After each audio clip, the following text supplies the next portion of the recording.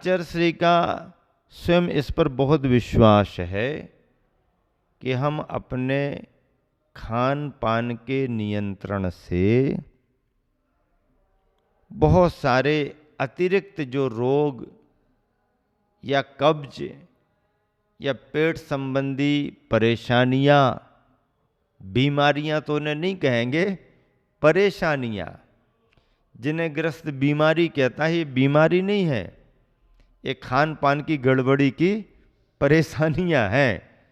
खान पान की गड़बड़ी की परेशानियां हैं।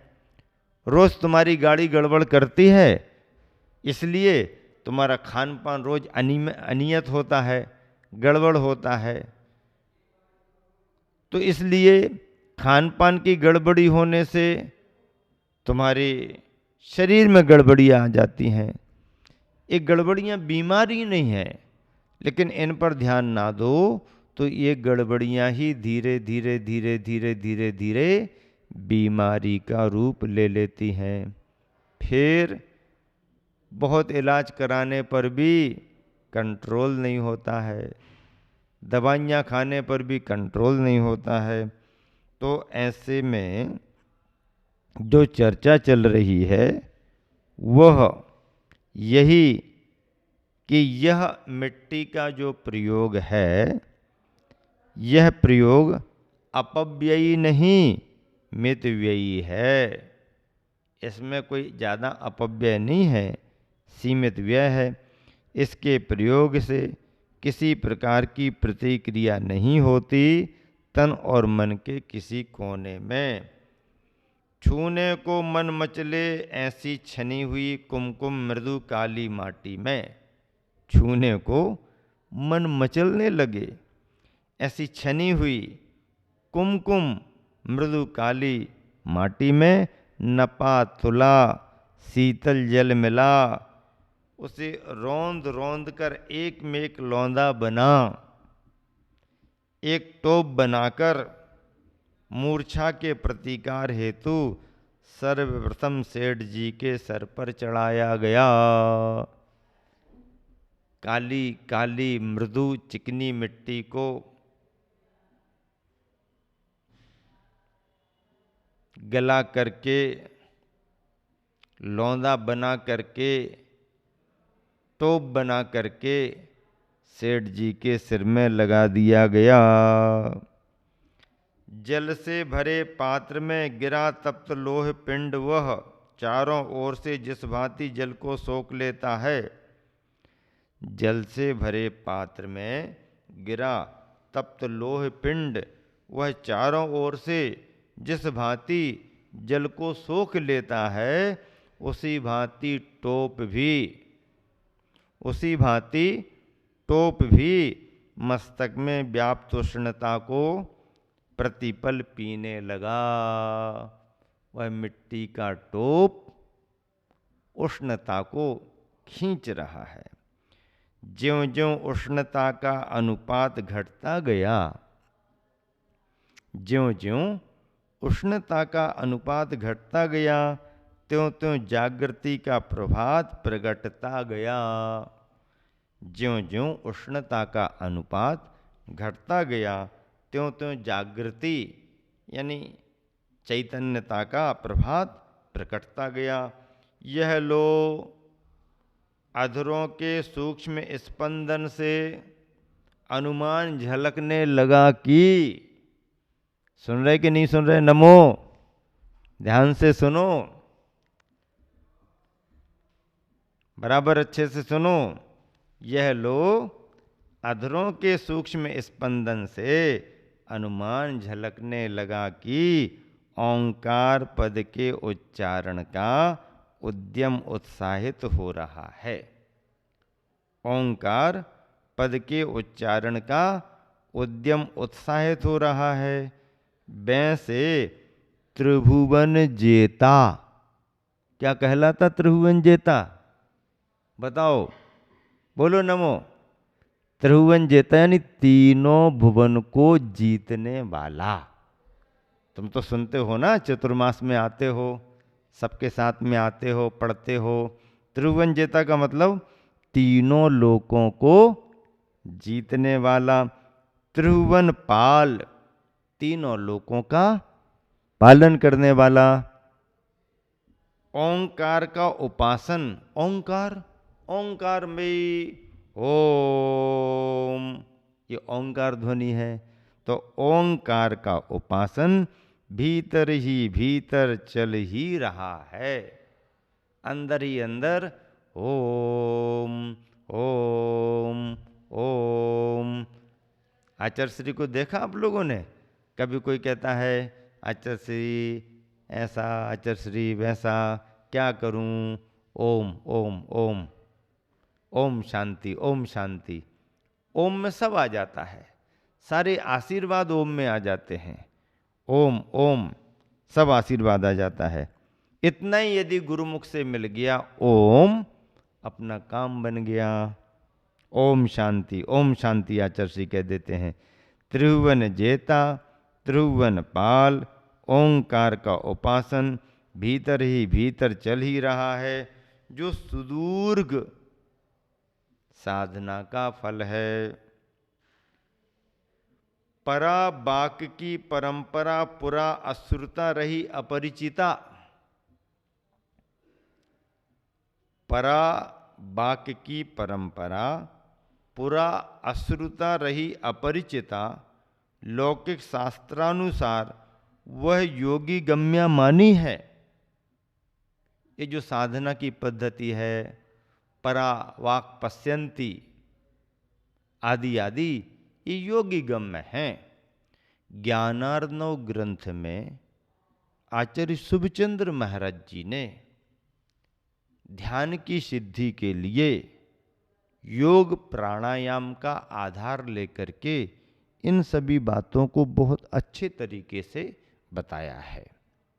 ज्ञानार्णव धार्मिक उपदेश का ग्रंथ तो है, ध्यान पद्धति का भी एक बहुत अच्छा ग्रंथ है।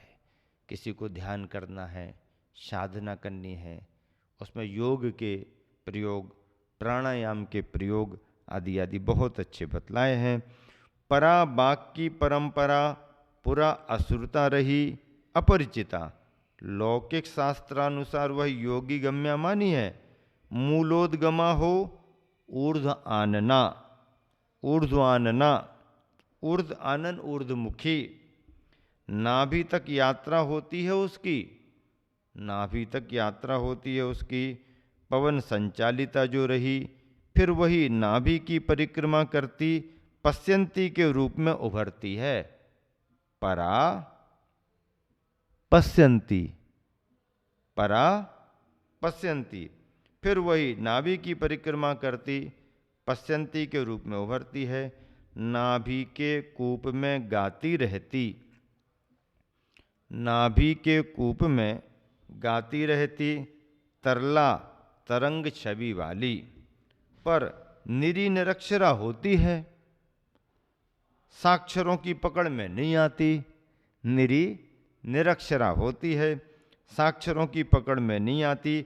विपस्यना की चर्चा में डूबे, विपस्यना की चर्चा में डूबे संयम से सुदूर हैं जो, उनके ऐसे साक्षरों की पकड़ में नहीं आती। वो निरी निरक्षरा होती है, साक्षरों की पकड़ में नहीं आती। जो डिग्री वाले हैं ऐसे उनकी पकड़ में, विपस्यना की चर्चा में डूबे संयम से सुदूर हैं जो, संयम तो ग्रहण किया नहीं और विपस्यना आदि ध्यान पद्धतियों में लगे हैं।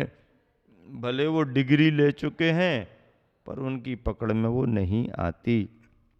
फिर वही पश्यंती उदार उर की ओर उठती है, फिर वही पश्यंती उदार उर की ओर उठती है, हिलाती है आ हृदय कमल को, हिलाती है आ हृदय कमल को, खुली प्रति पांखुरी से, खुली प्रति पांखुरी से मुस्कान मिले बोल बोलती, मुस्कान मिले बोल बोलती, उन्हें सहलाती है माँ की भांति। और जाने हम की पालक नहीं बालक ही जो विकारों से अछूता है, और जाने हम कि पालक नहीं बालक ही जो विकारों से अछूता है माँ का स्वभाव जान सकता है। फिर वही मध्यमा अब अंतर जगत से बहिर्जगत की ओर यात्रा प्रारंभ करती है। फिर वही मध्यमा अब अंतर जगत से बहिर्जगत की ओर यात्रा प्रारंभ करती है। पुरुष के अभिप्रायानुरूप प्रायः पुरुष का अभिप्राय दो प्रकार का मिलता है। प्रायः पुरुष का अभिप्राय दो प्रकार का मिलता है, पाप और पुण्य के भेद से। सत्पुरुषों से मिलने वाला वचन व्यापार का प्रयोजन। सत्पुरुषों से मिलने वाला वचन व्यापार का प्रयोजन परहित संपादन है। सत्पुरुषों से मिलने वाला वचन व्यापार का प्रयोजन परहित संपादन है और पापी पातकों से मिलने वाला वचन व्यापार का प्रयोजन परहित पलायन पीड़ा है। देखो प्रयोग क्या बताए।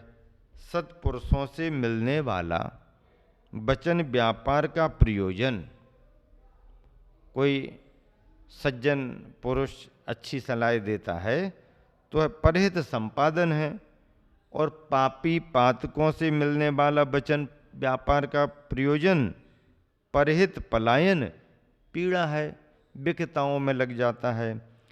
तालु कंठ रसना आदि के योग से, तालु कंठ रसना यानी जिह्वा आदि के योग से जब बाहर आती है वही मध्यमा जो सर्वसाधारण श्रुति का विषय हो बैखरी कहलाती है। परापश्यंती मध्यमा बैखरी कहलाती है। स्वादु और साधु के मुख से निकली वाणी का नामकरण एक ही क्यों? स्वादु और साधु के मुख से निकली वाणी का नामकरण एक ही क्यों, ऐसी आशंका नहीं करनी चाहिए। एक सी लगती है पर एक है नहीं वह। यहाँ पात्र के अनुसार अर्थ भेद ही नहीं शब्द भेद भी है। पात्र के अनुसार अर्थ भेद ही नहीं शब्द भेद भी है। सज्जन मुख से निकली वाणी बई यानी निश्चय से खरी यानी सच्ची है। सज्जन मुख से निकली वाणी बई यानी निश्चय से खरी खरी यानी सच्ची है। खरी सच्ची सच्ची है। सुख संपदा की संपादिका, मेघ से छूटी जल की धारा इक्षु का आश्रय पाकर क्या मिश्री नहीं बनती? मेघ से छूटी जल की धारा यानी गन्ने का योग पाकर क्या मिश्री नहीं बनती? और दुर्जन मुख से निकली वाणी बई यानी निश्चय से खली यानी धूर्ता पापनी है। दुर्जन मुख से निकली वाणी बई यानी निश्चय से खरी की जगह खली यानी धूर्ता पापनी है। सारहीना विपदा प्रदायिनी, वही मेघ से छूटी जलधारा नीम की जड़ में जाकर क्या कटुता धरती नहीं, कटुक हो जाती है, कड़वी हो जाती है। यहाँ पर ली के स्थान पर री का प्रचलन हुआ है प्रमाद या अज्ञान से। मूल में तो ली का ही प्रयोग है यानी बैखली ही है। मूल में तो ली का ही प्रयोग है यानी बैखली ही है। इस पर भी यदि बैखरी यही पाठ स्वीकृत हो तो हम इसका अर्थ भिन्न पद्धति से लेते हैं कि खा का अर्थ होता है शून्य अभाव। इसलिए खा को छोड़कर शेष बचे 2 अक्षरों को मिलाने पर, खा को छोड़कर शेष बचे 2 अक्षरों को मिलाने पर शब्द बनता है वैरी। क्या शब्द बनता है? क्या शब्द बनता है? बैरी। दुर्जनों की वाणी वह 100 और पर के लिए बैरी का ही काम करती है। दुर्जनों की वाणी वह 100 और पर के लिए बैरी का ही काम करती है, अतः उसे बैखली या वैरी मानना ही समुचित है। समस्तु। एक कथन संदर्भ पूरा कर दिया। अब देखिए आगे क्या प्रकरण चल रहा है। सहज भाव से शुद्ध उच्चारण के साथ शुद्ध तत्व की स्तुति की सेठ ने।